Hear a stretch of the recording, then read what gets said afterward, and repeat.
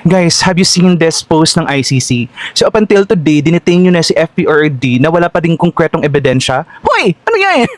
Pangingidnap talaga yung ginawa ng ICC and ng government natin up until today.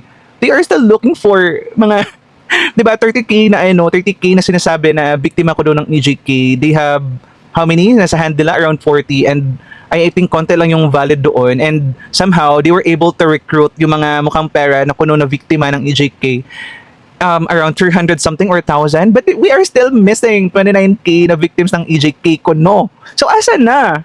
I thought sure na sure kayo that Digong is a killer, or ay nako, lumalabas talaga yung katotohanan, no, that this ang nangyayari right now is just a politics. You really don't want another Duterte as a president because gusto nyo makapagnakaw forever, and itong mga nasa liberal naman gusto nila pumalit sa Marcos because gusto nila sila naman yung makapagnakaw at maubos ang kaba ng bayan. Hay nako, yung mga panatiko ng liberal shit ang loyalist, kailan pa kayo magigising?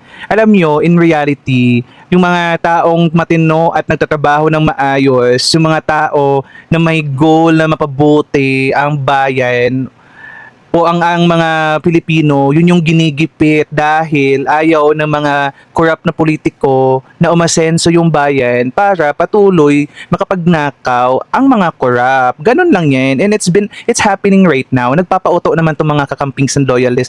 I hope sa mga kabataan natin, mas matatalino kayo ngayon and you have all the information. I just really hope wag kayo magpadala sa mga naratibo, mga misinformation na ginagawa ng liberal, ng loyalists, ng mga pro-NPA at mga pro-addict dahil they are just dragging our country down. Yun lang. Bye for now.